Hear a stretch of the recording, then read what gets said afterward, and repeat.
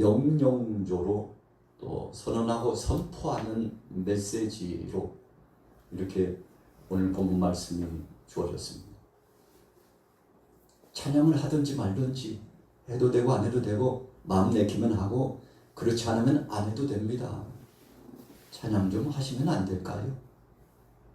이런 표현이 아니었다는 겁니다. 호흡이 있는 사람들은 하나님이 천지 만물을 창조하셨다고 믿는 모든 사람들은 우리는 하나님의 손에 의해서 흙으로 지음받고 그 코에 생기를 불어 넣으시니 생명이 되었고 역동적으로 활동할 수 있는 자가 되었고 영원히 하나님과 더불어서 동행하여 살 수 있는 자로 하나님이 땅에 우리 인생들을 불러주셔서 생육하고 번성하고 땅에 충만하고 창대한 역사를 경험하도록 해주셨는데 그 하나님을 찬양하세요.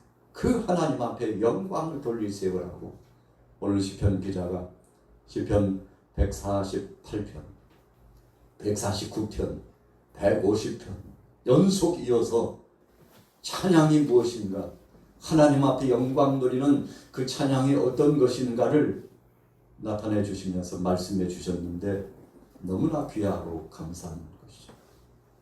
여러분, 찬양은 우리 사람들이 행해야 될 마땅한 본분입니다.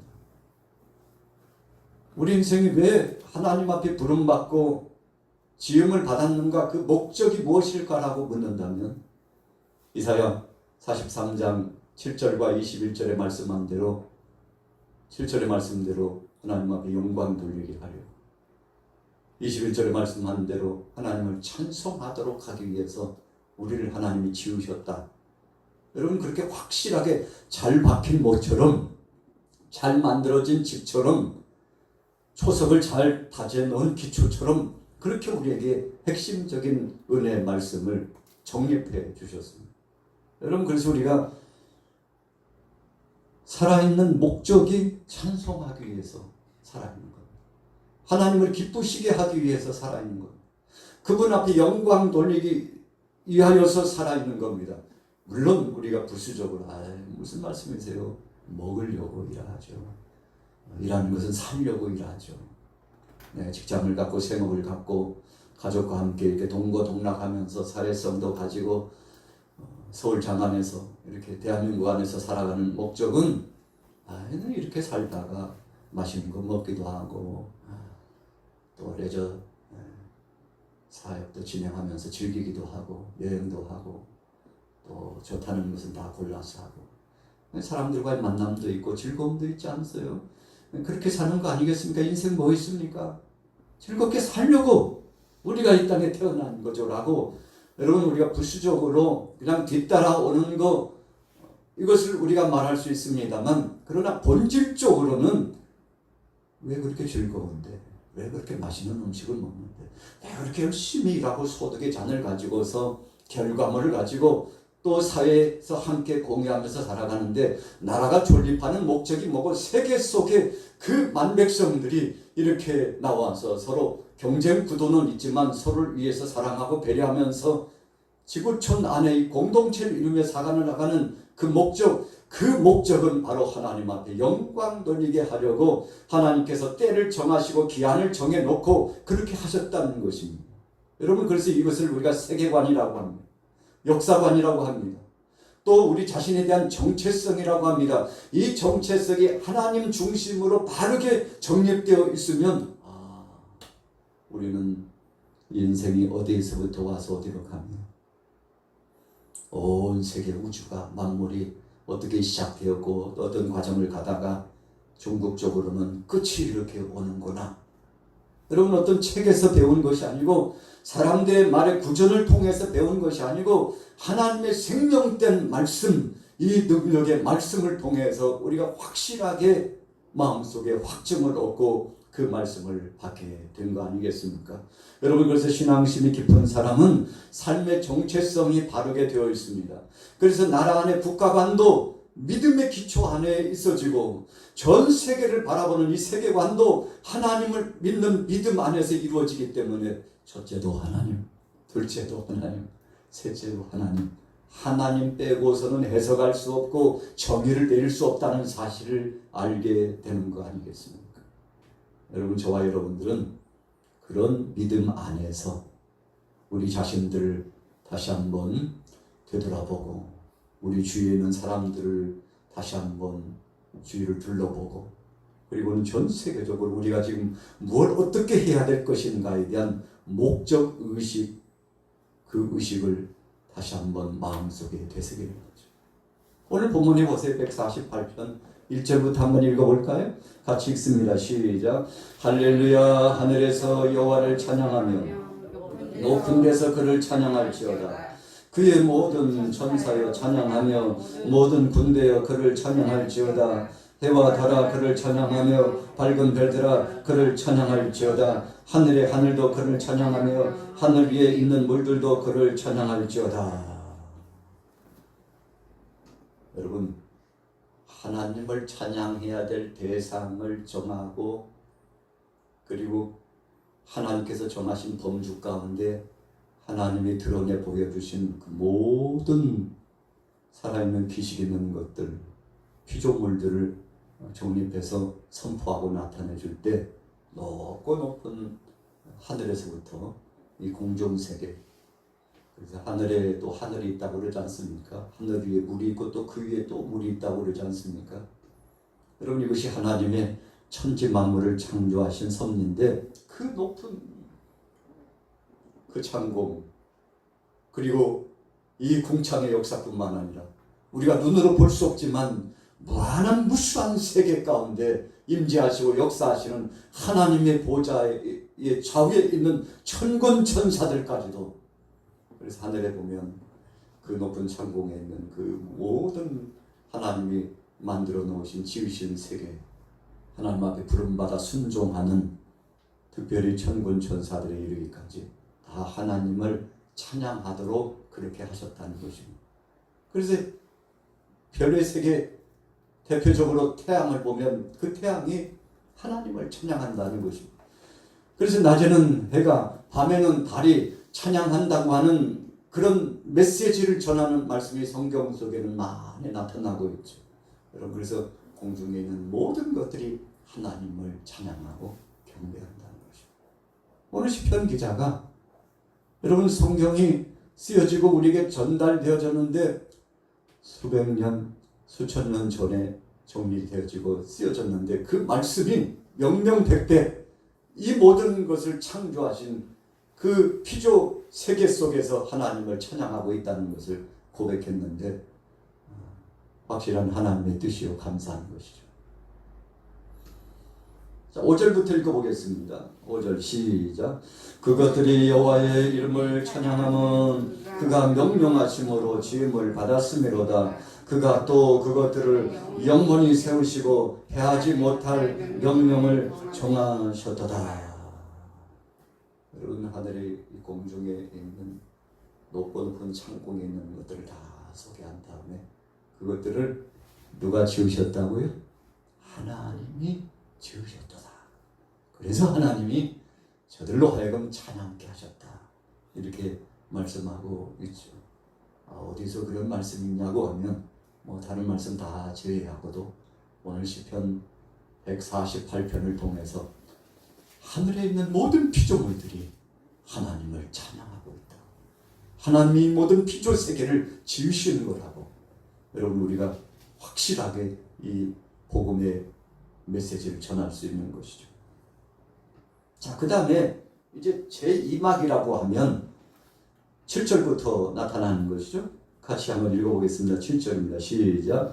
너희 용들과 바다여 땅에서 여호와를 찬양하라. 불과 우박과 눈과 안개와 그의 말씀을 따르는 광풍이며 산들과 모든 작은 산과 과수와 모든 백양목이며 짐승과 모든 가축과 기는 것과 나는 새며 세상의 왕들과 모든 백성들과 고관들과 하나님이 지으신 세계 가운데 하늘에 있는 것들과 그리고 하나님이 지으신 것 가운데 땅에 있는 모든 것들을, 바닷속에 있는 것, 물속에 있는 것 등 이 모든 것들을 소개하며 이것조차도 하나님이 지으셨도다.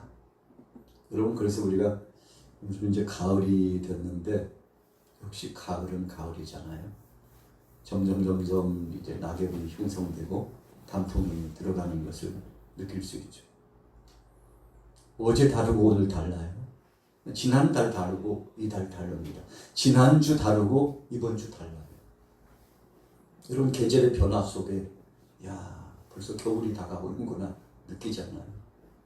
이 계절의 변화 속에 우리가 느끼는 게 뭐가 있나요? 하나님께서 이 자연계를 하나님이 통괄하시고 지배하시는 거예요. 여러분, 어떤 때 우리가 제어하려고 통제해보려고 다스려보려고 애를 쓰지만 안 되는 거 굉장히 많습니다. 이 수자원을 좀 잘 관리해서 쓰려고 댐을 건설하지만 여러분, 엄청난 비가 내리게 되면 그 댐조차도요 정상적으로 물 관리를 할 수 없습니다. 비가 많이 올 때는 담아두고 비가 오지 않을 때는 그 수자원을 활용하기 위해서 그냥 활용하나요? 그것을 통해서도 전기도 만들고요. 그것을 통해서 여러 농작물들이 혜택을 받고 심지어는 우리 사람들도 댐에 있는 물들을 흘려보내가지고 먹고 마시고 있지 않습니까? 그래서 우리 서울 장안에 있는 사람들은 멀리서 흘러내려오는 댐물 무시 못하죠. 큰 물을 정수해가지고 먹고 마시고 있기 때문에 얼마나 귀한 것입니까?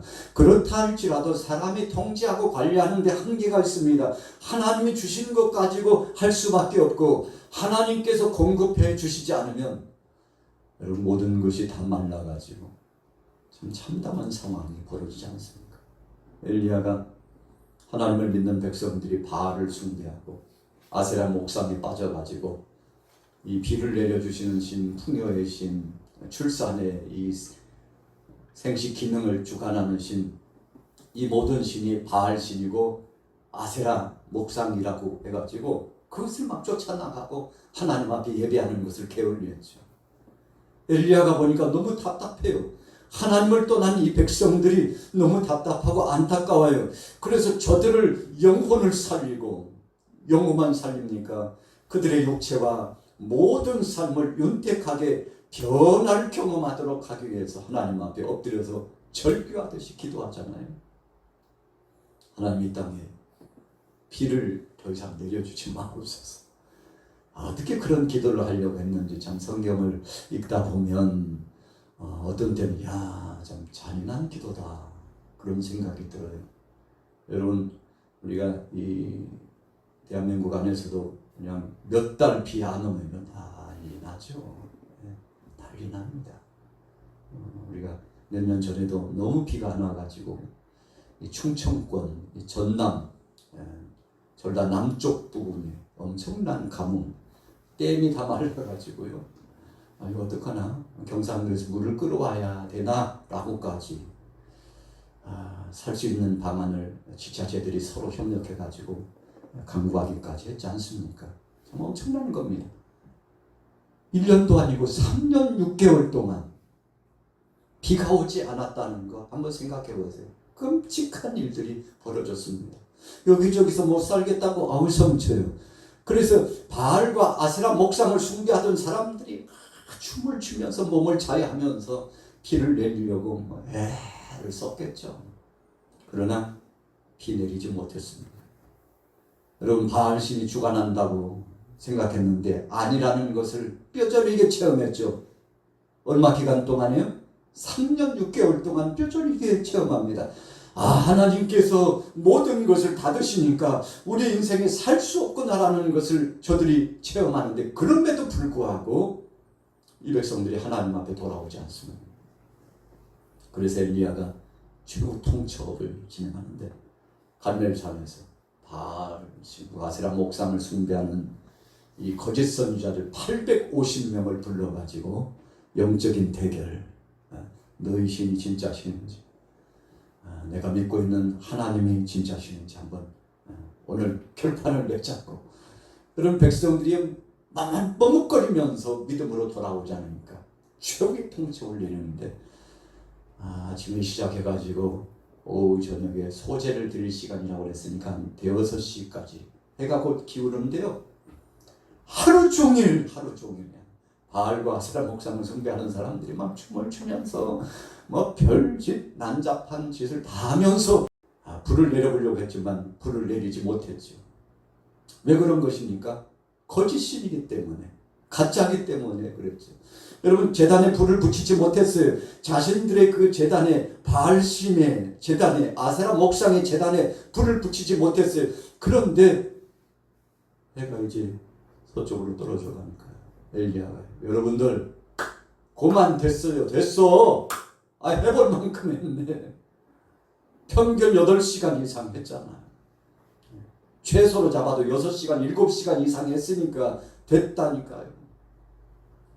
그리고는 엘리야가 엎드려서 하나님 앞에 간절히 기도하죠. 하나님, 살아계신 하나님, 저 머뭇거리는 저들에게 우리 여호와 하나님께서 참 하나님이신 것을 저들로 알게 하여 주옵소서 하고 엎드려서 하나님 앞에 소원하고 간절히 청원하니까 제단에 불이 붙고, 그냥 제단이 아니었잖아요. 도랑에 물을 갖다가 참 찰랑찰랑하게 물을 갖다가 적셨는데 장작이 촉촉해가지고 불이 붙겠습니까? 그러나 하나님의 능하신 불이 그 제단에 붙었고 제물을 태우고, 하나님께서 이 엘리야가 하나님 앞에 예배하는 이 헌신의 중심을 받으시고 증거가 나타났는데, 바알과 아세라 목상을 숭배하던 자들이 혼비백산하여 도망갈 수밖에 없는데 결국은 다 죽음을 당하게 됐지 않습니까? 백성들이 그때 다 알았어요. 하나님께서 천재 만물을 주관하시고 비를 주관하시고 우리 생사화복을 주관하시고 가정에 심지어 자녀들을 낳는 생산적인 일까지도 아세라 목상 이 여자신이 아니라 하나님이 하시는 것이라고 고백하면서 하나님을 찬양하고 하나님을 경배하게 되고, 얼마 지나지 않아서 엘리야가 하나님 앞에 간절히 청원하죠. 하나님, 이제는 비를 내려 주옵소서. 하나님 앞에 부르짖어 기도했더니 하나님께서 단비를 내려주시고 회복을 나타내 주셨지 않습니까? 여러분, 그 하나님을 찬양했어요. 엘리야가 손을 높이 들고 찬양했어요. 백성들이 하나님 앞에 찬양했어요. 여러분, 아합과 이세벨이 참 북이스라엘의 이 왕이 우상 숭배에 빠지고 이 왕비가 우상 단지를 이방에서 가지고 와가지고 혼자 온 게 아니잖아요. 거기에 속한 제사를 지날 이 잡신을 숭배하는 자들을 다 데려와가지고 온통 북이스라엘이 우상 숭배가 만연했는데, 그러다 보니까 왕도 타락하고 백성들도 타락하고 하나님께서 저들에게 깨달을 만한 징치하심이 나타났는데, 눈물로 기도했던 엘리야의 기도의 응답으로 다시금 회복을 받게 되었지 않습니까? 그 하나님을 찬양하는 것, 우리의 생사화복을 주관하시고 역사를 주관하시고 왕을 내리기도 하시고 세우기도 하시는 주권자이신 하나님을 찬양하고 경배합니다. 여러분, 오늘 본문에도 보면 하늘의 그 모든 것들이 하나님을 찬양했는데 아래쪽으로 내려와가지고 바다, 강물에 또 땅에 있는 모든 것이 하나님을 찬양한다 고백하고 있죠. 자, 9절부터 다시 한번 읽어볼게요. 9절 시작. 산들과 모든 작은 산과 과수와 모든 백양목이며 짐승과 모든 가축과 기는 것과 나는 새며 세상의 왕들과 모든 백성들과 고관들과 땅의 모든 재판관들이며 총각과 처녀와 노인과 아이들이 여호와의 이름을 찬양할지어다. 그의 이름이 홀로 높으시며 그의 영광이 땅과 하늘 위에 뛰어나심이로다. 여러분, 우리가 눈으로 볼 수 있는 모든 것들이 하나님을 찬양했고, 심지어는 사람들과 가까이 하고 있었던 짐승들, 물고기까지도, 새들까지도 하나님을 찬양했는데, 이 모든 광경을 눈으로 목도하고 있는 사람들도 하나님을 경배하고 찬양하며 영광 돌리게 되었다는 것입니다.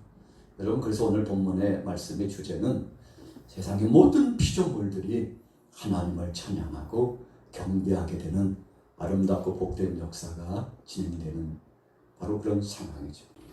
자, 이제 마무리입니다. 자, 14절 같이 읽고 말씀을 맺겠습니다. 시작.